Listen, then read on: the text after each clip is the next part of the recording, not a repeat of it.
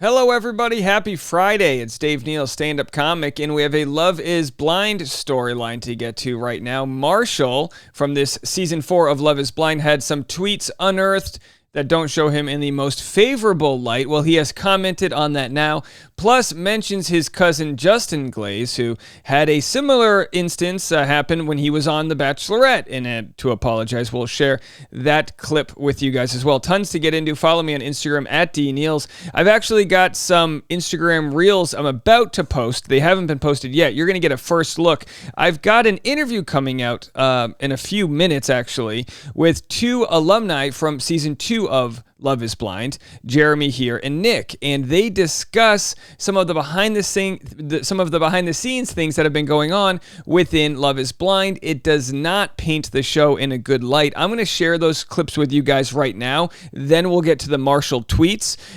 To listen to this full conversation, go to bachelorrushhour.com. I'm going to have that up in about an hour. It's 8:45 as I record this on the West Coast. I'll have it up very soon, and you can listen to that full interview. It's fascinating. They talk about the behind the scenes of the manipulating that happens on the show. Actually, you know what? Here, just take a listen. I'm going to play 3 clips for you right now.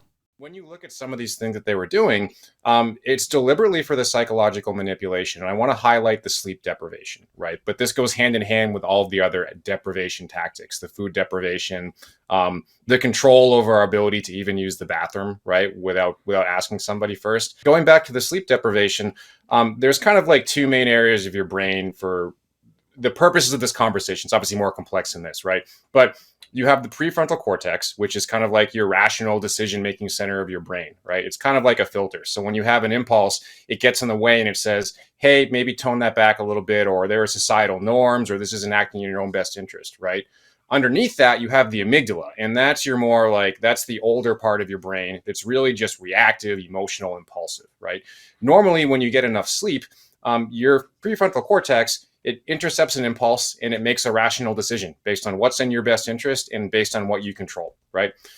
Very quickly, even after 1 night of sleep deprivation, you lose about 80% of that filter. And so your amygdala is just getting total control over your actions. So instead of like creating rational decisions, you're being reactive, you're being emotional, you're doing things that you don't necessarily have control over, right? And this is why sleep deprivation is, and I'm not saying we were interrogated, right? But this is why sleep deprivation is used as a tactic in interrogation, because you can't control what you're saying or you're doing, and you become much more open to manipulation.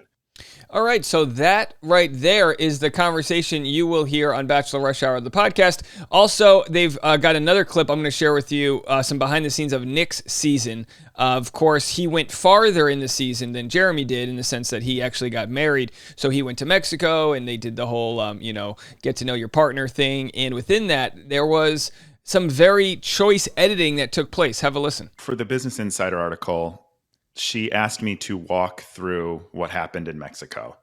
And to be honest, I was like, I'm not sure I actually know anymore, because I know what I think I experienced, and I know certain things I experienced, but then when I watched on TV did not line up with that. And that's where the gaslighting kind of comes in with this stuff, where you're just kind of like, I don't think that happened that way. Okay, so none of this has anything to do with the Marshall tweets I'm going to show for you, but it's important to know that when you go on reality shows, you're exploited. The worst version of yourself is being shown, and you don't have much you can do about it. You sign your likeness away. You sign these contracts as just a normal person. Usually you don't have a lawyer when you sign these contracts. And with that said, Jeremy and Nick actually have a new foundation they are launching. We're going to talk about this extensively in the podcast you're going to hear today. But here, just have a quick listen about how interesting it would be if contestants pooled their resources, got together, and maybe weren't exploited so easily. Launched the UCAN Foundation, and that stands for Unscripted Cast Advocacy Network. And I say we because Nick has been instrumental in helping me stand this up.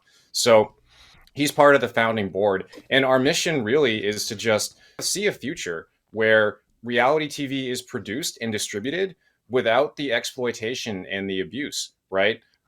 Where cast members are afforded the same protections that you would get in any other industry, even just scripted television, right?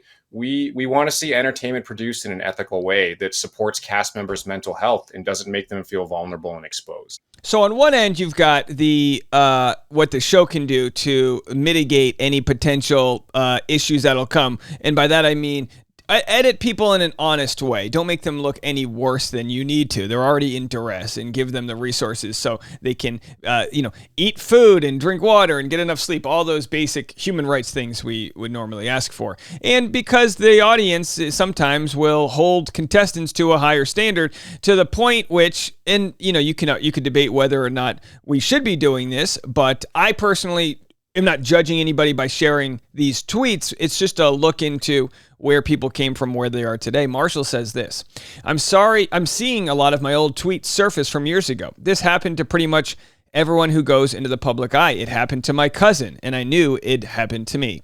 Let me be clear. Like I said to someone earlier, things change. I was a sad teenager with a lot of issues when I tweeted a lot of that. I've grown and do not feel or think the same way.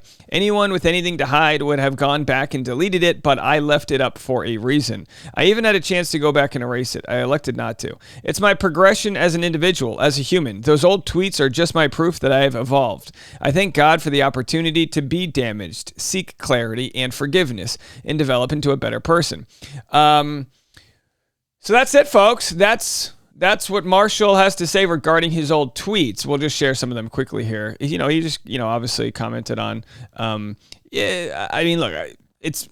it's hard to even offer commentary without sounding judgmental. Either, sometimes you sound like you're apologetic for the tweets, but I just look at it this way: like, who you were yesterday or 10 years ago doesn't dictate who you are today. It doesn't mean there aren't consequences for your actions and things like that. But when it comes to exposing tweets from kids, this generation, I hate to sound old, but this generation had Twitter when they were teenagers. The rest of us could have just figured things out, understood where the boundaries were of what's appropriate, what's not, what's offensive, what's not, and things like that. So anyway, he shared some statistics that showed that black women were actually less married, a lower percentage of marriage than white women. I think he was trying to criticize black women for being, I don't know, not, you know what I mean? It's like, where do you even go with this? It doesn't look good, folks. It doesn't look good. But again, this is 12 years ago, and it didn't mean it was right in 2011. What it means is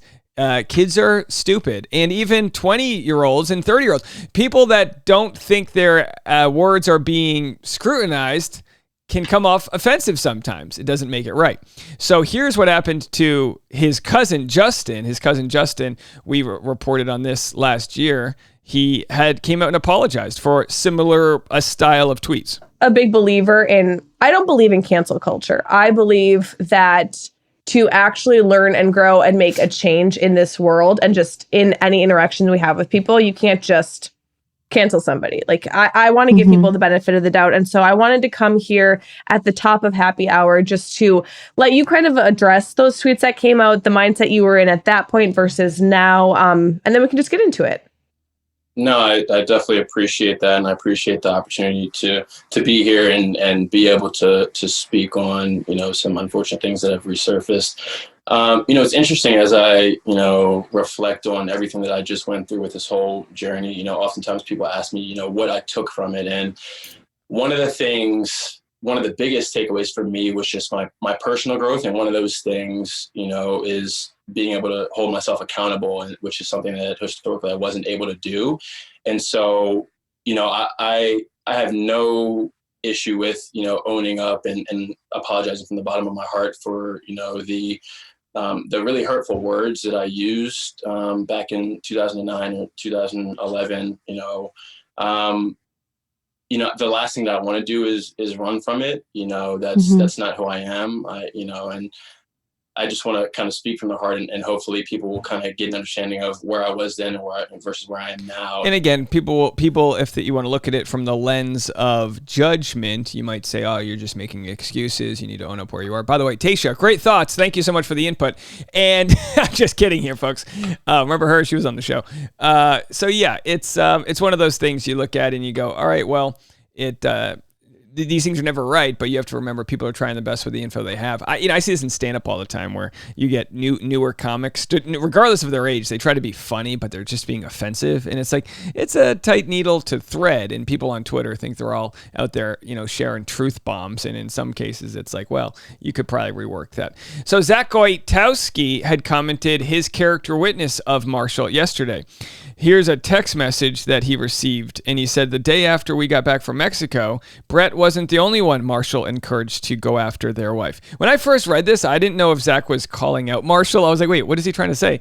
Because, I was like reading into it too far, but no, this was him looking at Marshall and saying Marshall was a good guy. Hey, man, you dodged it. Try to get with Bliss now. Now, Marshall said you dodged it. Dodged what? A life with Irina? Is that her name? Irina? I'm already forgetting. Zach said, you've pushed me to be a better man, and I mean this. If you or your family is ever in trouble and I can help, I'll be there for you. No questions asked. That's a promise. 20 years from now, if some shit hits the fan, you or a family member is looking at some trouble with the law or something, you give me a call. Hey, Zach, can I take you up on that offer? I don't have any issues right now, but, we could always use a lawyer friend.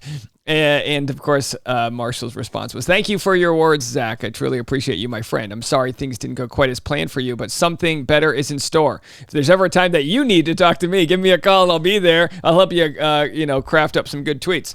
All right, so there is your Marshall update. Hey, credit where it's due. He's trying the best, and he's overcoming his own obstacles and growing and being a better version of himself. We can only hope that we all can try to be the best version of ourselves. If you want to listen to that full interview with Nick and Jeremy, it's a fantastic one. It's going to be on today's podcast only. That's a Bachelor Rush Hour. Wherever you listen to podcasts, you can just search Bachelor Rush Hour or go to bachelorrushhour.com and you can just click the button and stream it there. You don't have to download anything, and it's completely free. So thank you so much for all the support. We'll have more content coming to you guys right after this.